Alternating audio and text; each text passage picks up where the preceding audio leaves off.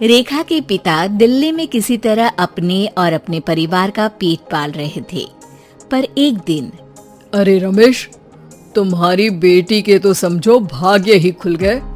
वकील लड़के का रिश्ता आया है। अरे वाह, कब करना चाहते हैं शादी? वो लोग तो जल्द से जल्द ही करेंगे। बाकी शाम को मैंने रेखा को देखने के लिए बुला लिया है। तेरा घर छोटा है तो तुम लोग मेरे घर ही आ जाना। राकेश और उसकी बीवी सारी तैयारी के साथ रोहित और रेखा की शादी कर देते हैं। लेकिन अगले ही दिन देखो रेखा, शादी भले ही हो गई है, लेकिन तुम ये मत सोचना कि मैं किसी जोरू के गुलाम टाइप रहूंगा। रेखा को रोहित की बात अजीब लगती है। मैं ये तो सोच भी नहीं सकती और ना ही चाहती हूँ, लेकिन शादी के अगले ही दिन इस तरह की बात की उम्मीद भी नहीं थी। रोहित रेखा के मुंह से ये बात सुनकर गुस्सा हो जाता है। अरे, काफी जबान भी चला लेती हो।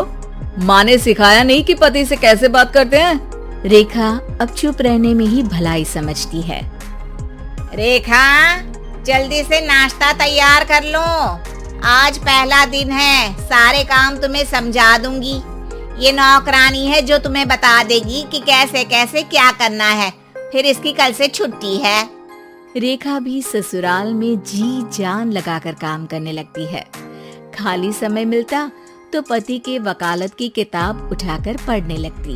ये क्या, जब देखो तब पढ़ती रहती है। अच्छा सुन, कल पिता के घर से 20,000 रुपए लेकर आना। मेरे छोटे बेटे की फीस भरनी है। लेकिन पापा क्यों भरेंगे उसकी फीस? अरे वाह जी वाह, पापा क्यों भरेंगे? तो ये बता, हम क्यों रखेंगे तुझे यहाँ? क्यों खाना देंगे फ्री में? अरे, क्योंकि मैं बहू हूँ इस घर की। तभी वहाँ रोहित आ जाता है। अरे वाह, बड़ी जबान चला रही हो। चुपचाप माँ जो कह रही है वैसा कर, वरना सामान उठा और जा अपनी झोपड़ी में। बेचारी रेखा क्या करती, पिता के घर जाती है, उनको सारा हाल बताती है। पिता भी जैसे तैसे पैसों का इंतजाम कर बेटी को ससुराल के लिए विदा करते हैं। देखा, अब कहाँ से आए पैसे? अरे बहुत माल है तुम लोगों के पास, बस सीधी उंगली से निकालते नहीं। नहीं नहीं माँ, पापा ने अपनी मोटरसाइकिल बेचकर पैसों का इंतजाम किया है। पता नहीं अब वो ऑफिस कैसे जाएंगे। अरे वाह भाई, ये भी हम सोचे। खैर, जैसे तैसे दिन बीतते हैं। रेखा जहाँ एक प्यारे से बेटे की माँ बनती है, तो वहीं उसका वकालत की किताब में ज्ञान और गहराता जाता है। हे भगवान, बुरे फंसे। ये केस तो लगता है कि मैं हार ही जाऊंगा। देखिए, मैंने आपकी इस केस की फाइल पढ़ी थी। इस केस को जीतना बहुत ही आसान है।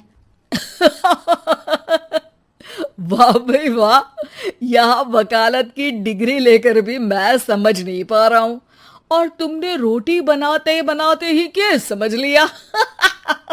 अरे जाओ जाओ, जाकर मुन्ने को संभालो। केस मैं संभालूंगा। ए लड़की सुन, जाकर अपने बाप के यहाँ से 3 लाख लेकर आ। पूरा घर फिर से बनाना है। छोटे की शादी करूंगी तो छोटी बहू को कहाँ रखूंगी? पूरा घर तो तूने घेर रखा है। ऐसा मत बोलिए माँ जी, पापा इतना पैसा कहाँ से लाएंगे? अब तो वो रिटायर भी हो गए हैं। हाँ, तभी तो बोल रही हूँ, रिटायरमेंट के पैसे तो मिले होंगे ना। लेकिन वो अगर आपको दे देंगे तो बुढ़ापा कैसे काटेंगे? रोहित रेखा की बात सुनकर गुस्सा हो जाता है। ए सुन, चल अपना सामान उठा, अपना बच्चा उठा और निकल यहाँ से। रेखा के लाख आग्रह के बाद भी रोहित और उसकी सास उसे घर में नहीं रखते। पापा, मैं तलाक चाहती हूँ। बेटा, मेरे पास वकील के पैसे नहीं है। पापा, आप मुझे वकालत करवा दीजिए, अपना केस मैं खुद लड़ूंगी।